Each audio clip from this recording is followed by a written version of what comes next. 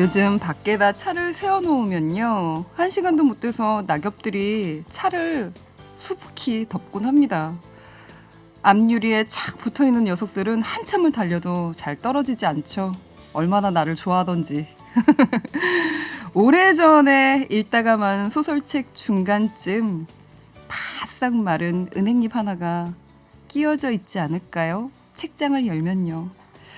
문학과 음악이 함께하는 미니 북콘서트 문학의 퐁당.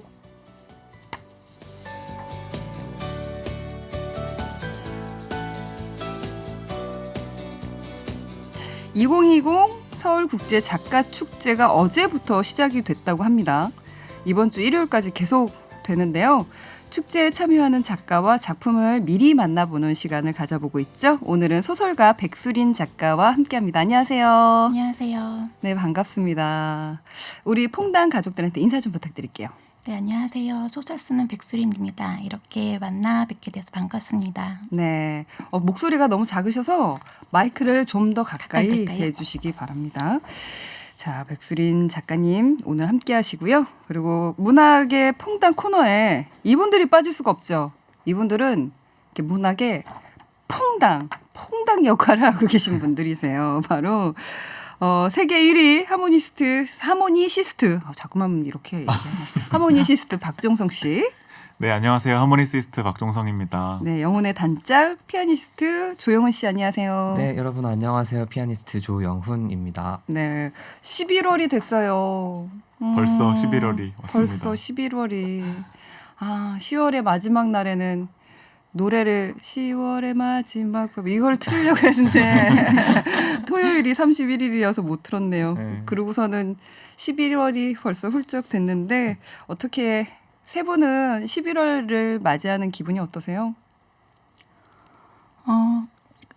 다른 분들도 다 그러시겠지만은 네. 11월은 좀 유난히 쓸쓸해지는 달인 것 같은데요. 한 해가 다 갔다는 생각이 들어서 그래도 올 11월에는 제가 이제 좀 있으면 첫 산문집이 나오거든요. 산문집? 네, 그래가지고 산문집은 그동안 없으셨어요? 네네, 계속 소설만 썼어요. 그래서 처음으로 소설가가 된 일에 산문집을 출간해서 아마 오늘 인쇄가 들어가는 거로 알고 있는데 네. 그래서 약간 그래도 조금 기대하는 그런 두근두근하는 마음을 애써 11월이지만 느껴보려고 하고 있어요. 그러면 언제쯤 만나볼 수 있어요? 아마도 독자들한테? 11월 중순쯤이면 책이 바로 찍어서 바로 나오네요? 네. 그 소설과 산문집의 차이는 어떻게 있나요?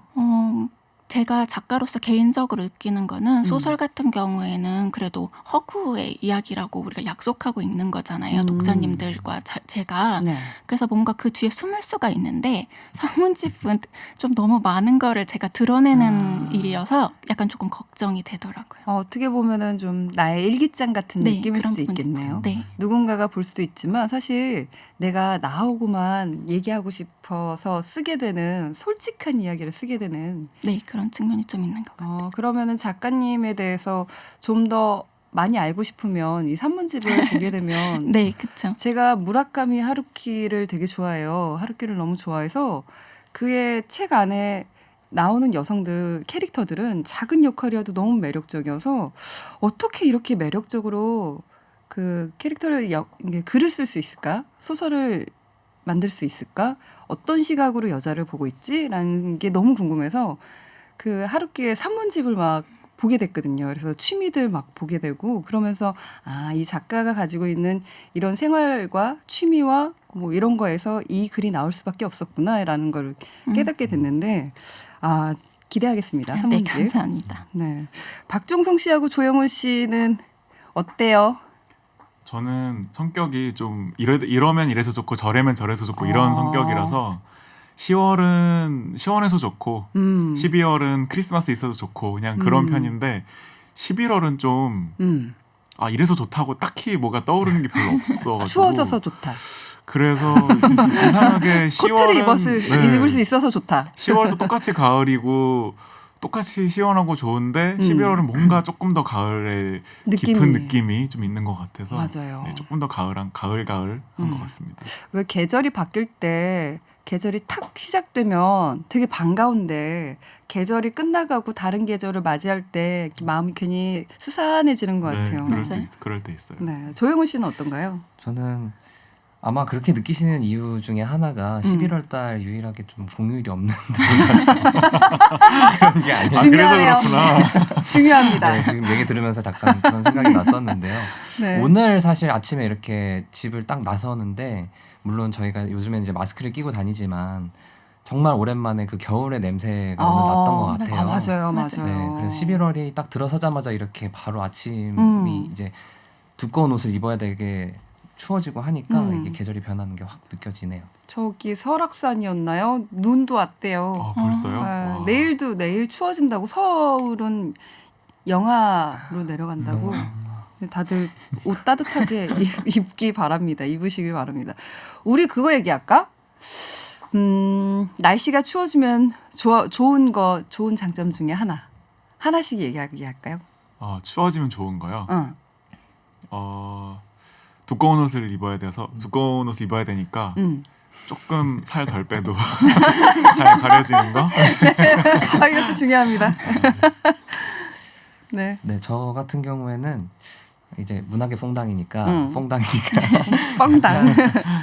단어 하나가 떠올라요. 추워지면은 저는 되게 따뜻하다라는 그 표현을 굉장히 좋아하거든요. 그러니까 주변 날씨가 추워지니까 그 따뜻함이 좀 더 소중해지는 그런 계절이잖아요. 그래서 뭔가 이렇게 밖에서 추위에 떨다가 딱 벽난로 앞에서 이렇게 손 녹이는 그런 감사함. 네, 그런 따뜻함에 감사함. 그렇습니다. 백수린 작가님께서는 저도 약간 비슷한 연장선상인 것 같은데요. 사람이 근처에 들러붙어 있어도 싫지 않은 거. 맞아. 여름에는 막 되게 꿉꿉하고 좀 더워 죽겠는데 가까이 있으면은 열기가 와서 저 사람은 좋은데 근처에 안 있었으면 좋겠다. 그쵸. 이런 생각이 가끔 들기도 하잖아요. 맞아요. 물론 요새는 이제 거리를 둬야 되기 때문에 그것도 사람이 있으니까 그것도 이렇다라고 생각하는 거지. 저는 그래요. 맞아요. 제가 아침에 일어났는데요. 우리 고양이가 팔에 들어와가지고 자고 있더라고요. 너무 좋죠. 너무 좋았는데 팔이 너무 아프더라고요. 그 날씨가 추워지면 그런 매력이 있네요. 네. 그렇습니다. 오늘 아침에 되게 행복했는데. 우리 백수린 작가님께서는요. 2011년 경향신문 신춘문예에 단편소설인 거짓말 연습이 당선되면서 등단을 하셨어요. 거짓말 연습. 우리 많이 하죠. 이게 어떤 작품인가요? 네, 이 작품 같은 경우는 이제 어떤 진실만을 말하기로 약속을 한 그 어떤 커플이 있었는데 그 커플이 진실을 얘기하면서 오히려 서로 상처를 주게 되고 그렇게 되면서 어떻게 보면 진정한 소통이라는 거는 진실만으로는 이루어지는 것이 아니라 어떻게 보면 거짓말을 통해서 더 소통에 이를 수 있을지도 모른다라고 생각하게 되는 그런 내용의 소설이에요. 선한 거짓말? 이러고 하얀 거짓말? 이렇게 얘기도 하죠. 네, 그런 것이기도 하고 어쨌거나 그러니까 어떻게 하면 사람과 사람 사이에 소통이 이루어질 수 있나 그런 것에 대해서 약간 질문하는 소설이라고 할 수 있어요. 우리 가끔 이렇게 보다가 그 상대방한테 칭찬을 들으면 혹은 칭찬을 하면 분위기가 되게 화기애애해지잖아요. 근데 그 사람의 내가 느끼는 것들을 그대로 다 얘기한다고 하면 연인을 보고 있는데 너 코털 나왔어 라든가 너 피부가 왜 그 모양이야 이렇게 막 얘기를 하거나 너 뭐 이상한 걸 막 트집 잡을 수도 있잖아요. 솔직한 나의 마음을 얘기하다 보면 굳이 그렇게까지는 솔직하지 않아도 되지 않았나라는 생각이 듭니다. 거짓말 연습으로 단편소설 신춘문예 당선되면서 등단을 하셨는데요. 그 후로 5권의 소설집을 내셨습니다. 폴링 인 폴, 그리고 참담한 빛, 오늘 밤은 사라지지 말아요, 친애하고 친애하는, 그리고 여름의 빌라, 이렇게 5권의 소설집을 내셨는데 어때요? 이렇게 소설집 이렇게 5손가락 다 깨물어서 안 아픈 손가락 없겠지만 이 중에서도 혹시 가장 애착이 가는 그런 작품 있으세요? 애착이요? 애착이 가는 거는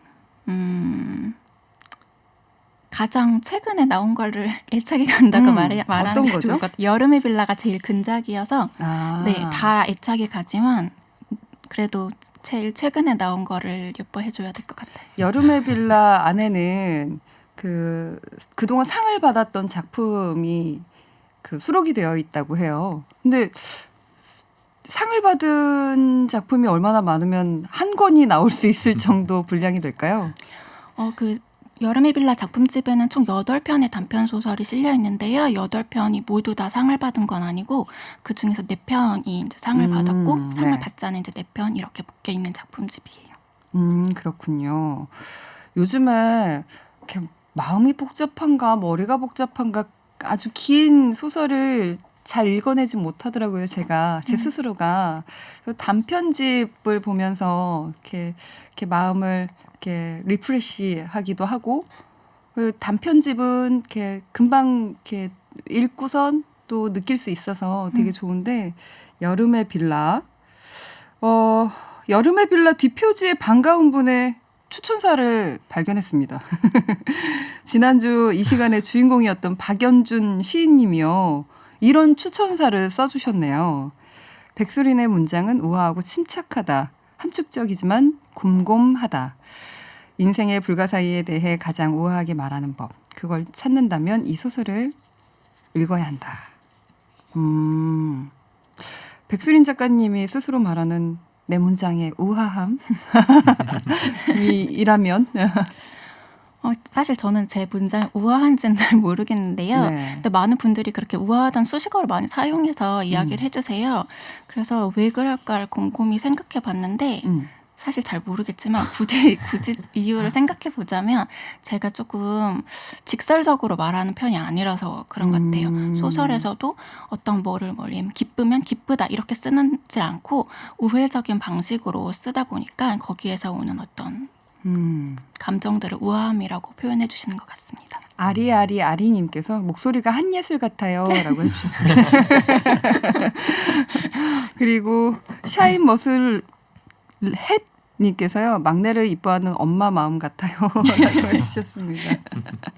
어떻게 인생을 우아하게 사는 법 박종성 씨나 조영훈 씨는 어떻게 생각하세요? 인생을 어떻게 해야지 우아하게 사는 걸까요? 어렵다. 진짜 어렵네요. 갑자기 떠올리려니까. 우아하게 커피를 싹 다리를 꽂아서 싹 마신다고 우아한 건 아니잖아요. 내 인생이. 그 우아함이라는 게 다른 사람이 볼 때 우아함하고 내가 혼자서 우아하다고 느끼는 거하고 좀 다를 수 있는 것 같아요. 맞아요. 네, 그래서 뭔가 다른 사람이 있을 때 우아한 척하는 거는 정말 겉모습의 우아함이라고 생각하고 내가 어떻게 그 시간을 보내고 내가 어떻게 내 할 일들을 정리하고 내 혼자 스스로를 좀 다져가고 그런 모습에서 우아함을 스스로 각자에 맞는 우아함을 좀 찾을 수 있지 않을까요? 그러고 보니까 얘기 들어보니까 내 인생에 집중을 하고 있는 사람이 바로 남들이 볼 때 그 사람을 바라볼 때 우아하다 더 멋있게 느껴지는 게 아닌가라는 생각이 문득 듭니다. 백수린 작가님의 작품을 보면 엄마 이야기라든지 할머니 이야기라든지 딸 이야기라든지 그 여성들의 이야기가 좀 많아요. 특별히 여성들의 어떤 이야기, 어떤 서사에 관심이 있으신가요? 꼭 그런 건 아닌데요. 여러 다른 이야기들을 이제 많이 써왔는데 최근에 묶은 작품집이나 아니면 친애하고 친애하는이라고 그 전에 냈던 그 중편 소설이 아무래도 엄마라든지 할머니 이야기가 많이 집중이 되어 있어서 그런 여성 이야기들을 많이 쓴다라는 이야기들을 많이 하시는 것 같아요. 근데 꼭 여성이어서 뭐 쓰고 이런 거라기보다는 그때그때 제가 관심 있는 주제들을 써오고 있습니다. 친애하고 친애하는 어디 작품 제목 같아서 친애하고 친애하는 어디서 들어본 것 같아요. 오늘 여러분께 낭독을 해드릴 건데요. 앞서 언급했던 소설집 여름의 빌라 중에서 흑설탕 캔디라는 작품을 골라봤어요. 할머니 얘긴데요. 난실 할머니. 좀 어떤 이야기인지 좀 소개 좀 부탁드릴게요. 근데 이제 흑설탕 캔디 같은 경우에는 이제 주인공이 어렸을 때 엄마를 잃어가지고 엄마 대신에 친할머니한테 큰 경우예요. 그런데 이제 할머니가 돌아가시고 나가지고 장례도 치르고 그러고 나가지고 이제 몇 년이 흐르고 나가지고 동생이랑 이제 성묘를 갔는데 그 성묘를 갔을 때 동생이 누나 막 그러면서 사실 우리가 어렸을 때 아빠 따라서 주재원으로 프랑스에 갔었을 때 할머니가 이웃집 아저씨랑 연애했던 거 맞지? 이런 이야기를 하는 거예요. 그래서 그 누나는 그런 이야기를 전혀 몰랐었기 때문에 이게 무슨 소린가 하면서 할머니의 일기장들을 이제 훔쳐보기 시작해요. 그러면서 할머니가 연애를 했을 것 같다라는 것을 이제 알게 되고 그것들을 상상하는 내용의 소설입니다. 네. 저희가 낭독해드릴 부분은 어떤 부분이죠? 네, 그 부분은 이제 그 할머니가 프랑스 남자인 브루니에라는 할아버지랑 어떻게 보면 연애의 절정에 이르러서 행복함을 느끼는 장면이에요. 우리도 여러분도 저희 퐁당 가족들도 이 부분 저희가 낭독해드릴 때 듣고서 좀 행복해지셨으면 좋겠습니다. 자, 흑설탕 캔디의 일부분 낭독에 이어서 박종성 씨와 조영훈 씨의 멋진 연주도 이어질 텐데요. 들으시는 동안 감상평과 질문 짤막하게 보내주세요. 저희 서울국제작가축제 굿즈 선물로 드린다고 합니다. 샵 0951로 보내주세요. TBS 앱은 무료고요. 샵 0951로 보내주시면 짧은 문자는 50원, 긴 문자는 100원, 사진도 100원입니다. 자, 그럼 백수린 작가님과 제가 함께 낭독해드릴게요.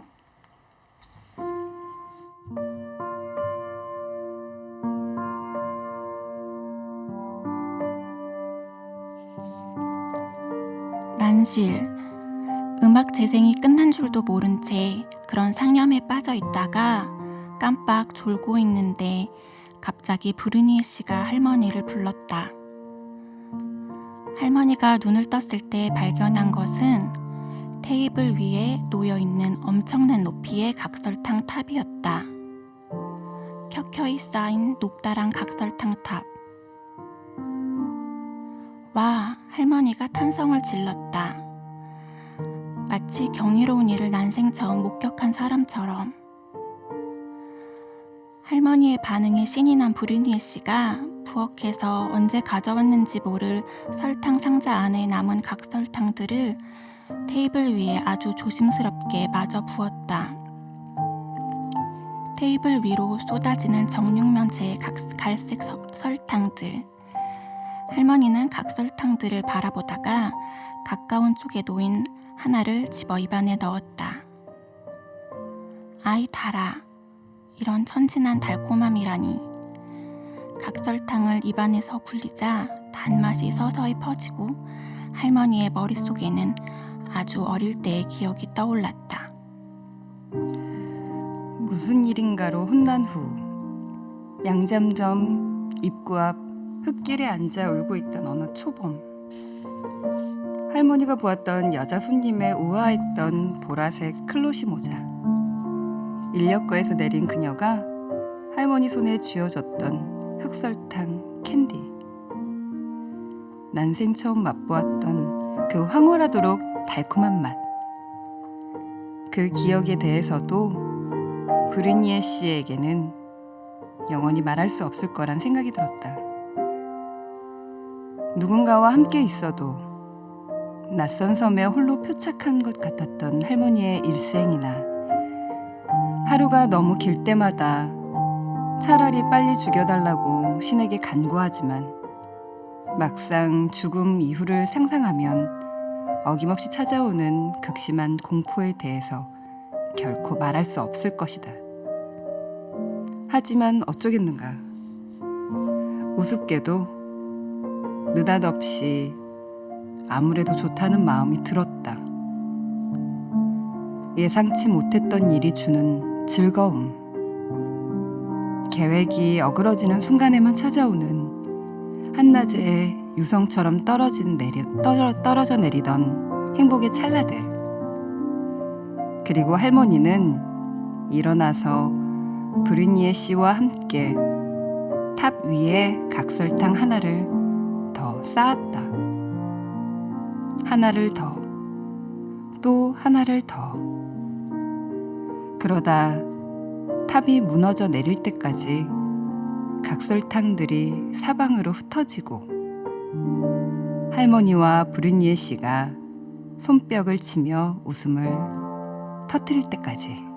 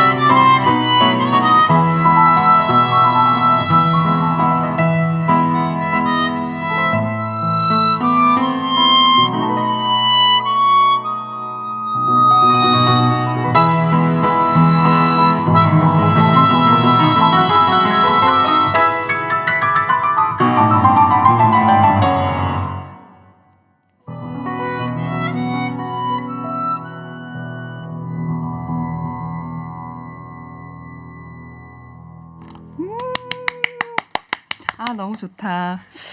백수린 소설집 여름의 빌라 중에서 흑설탕 캔디의 일부분을 백수린 작가님과 제가 읽어드렸고요. 박종성 씨와 조영은 씨의 연주로 인생의 회전목마 들으셨습니다. 하울의 움직이는 성 네, OST죠. 맞습니다. 제가 너무 좋아하는 거예요. 저를 행복해 하게 만들어주는 그 영화들 중에 리스트에 플레이리스트에 있는, 그래서 이 노래 쿵짝짝 쿵짝짝 이 노래가 나오면 그렇게 기분이 좋더라고요. 특별히 이 노래를 선곡하신 이유가 있을까요?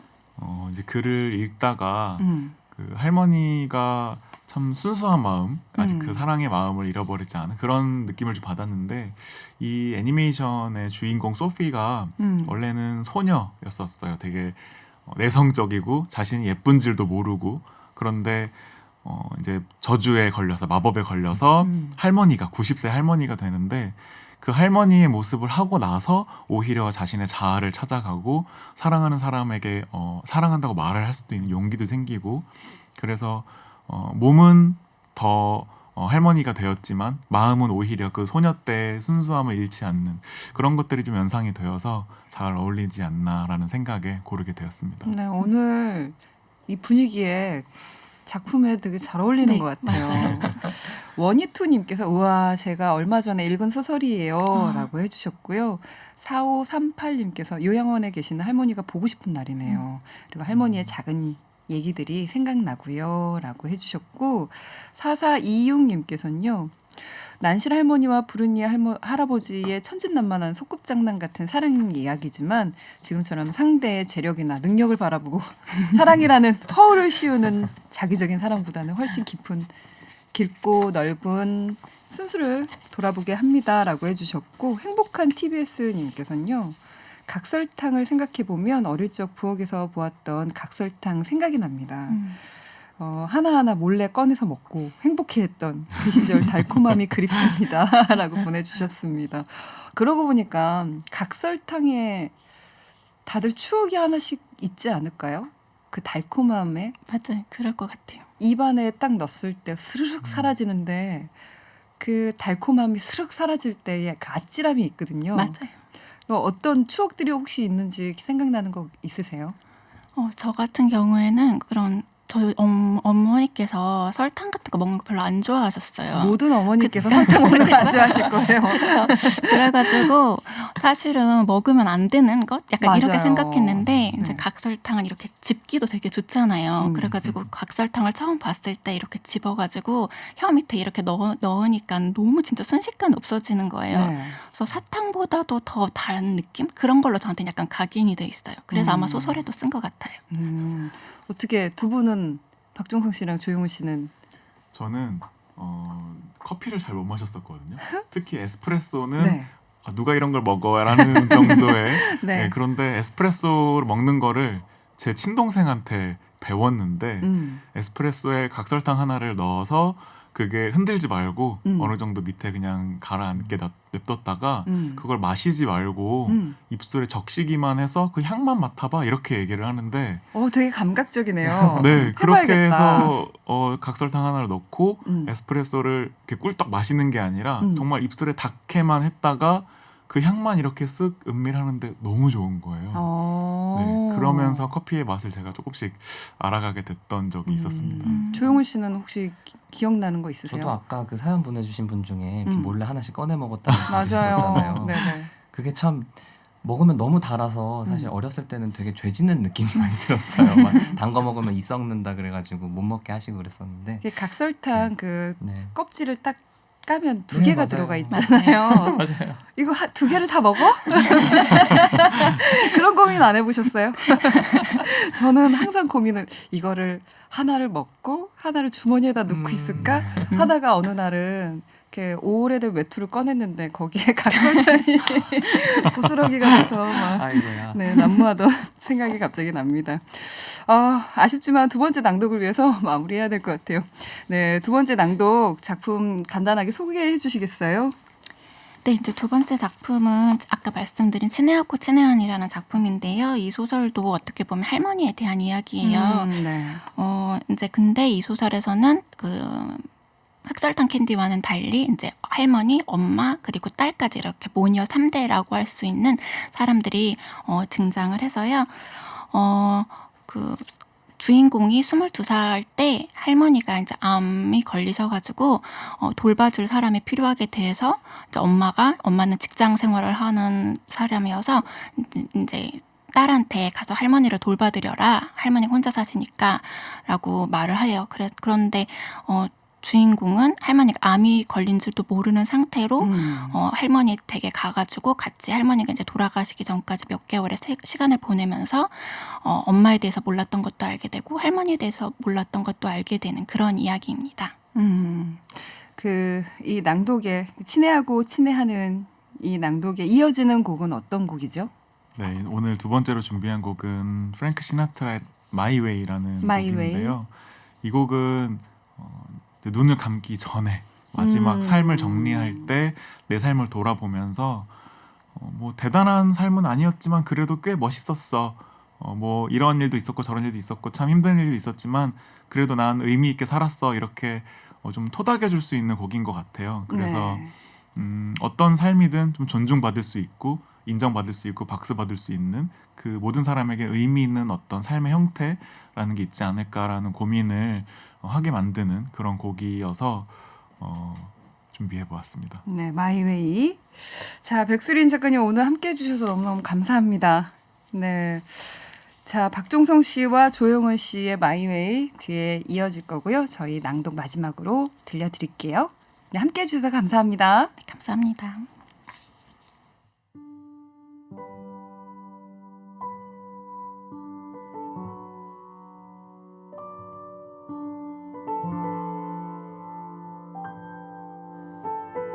할머니는 웬만한 음식들을 다 맛있게 만들 줄 알았지만 무엇보다도 빈대떡에 대해서만큼은 상당한 자부심을 가지고 있었다. 할머니의 빈대떡은 할머니가 아직 이북에 있었고 할머니의 어머니가 아직 살아계실 때 할머니에게 만들어 주었던 방식의 빈대떡이다. 빈대떡을 만들 때 가장 먼저 하는 일은 하루 전날 불려놓은 녹두를 곱게 가는 것이다. 녹두를 갈고 나면 다진 양파, 마늘, 생강, 참기름, 후추, 소금 등으로 밑간을 해 돼지고기를 재워두고 채소를 손질한다. 찬물에 담가두었던 도라지는 소금으로 문지르고 속을 턴 후 흐르는 물에 가볍게 헹구어낸 김치는 잘게 다진다. 숙주의 경우 할머니는 한 번 데친 뒤 반드시 찬물에 담가 두었다가 썰었는데 그렇게 하면 숙주 특유의 냄새가 없어지기 때문이었다. 하지만 그보다 할머니가 빈대떡을 만들 때 가장 주의를 기울이는 부분은 모든 재료를 섞은 이후 반죽을 예쁘게 붙이는 일이었다. 아마도 5살이거나 6살 때쯤인 것 같다. 할아버지는 볕이 들어오는 마루에 앉아서 바둑에 술을 연구하고 있었고 집안은 고소한 기름 냄새로 가득했다. 예전에 돼지비계로 부쳤는데 세상 편해진 거 봐라. 할머니는 식용유를 팬에 한 번 더 두르며 말했다. 그리고 이렇게도. 봐라 이나야. 세상엔 다른 것보다 더 쉽게 부서지는 것도 있어. 하지만 그것은 누구의 잘못도 아니야. 그저 녹두처럼 끈기가 없어서 잘 부서지는 걸 다룰 땐 이렇게 귀중한 것을 만지듯이 다독거리며 붙여주기만 하면 돼.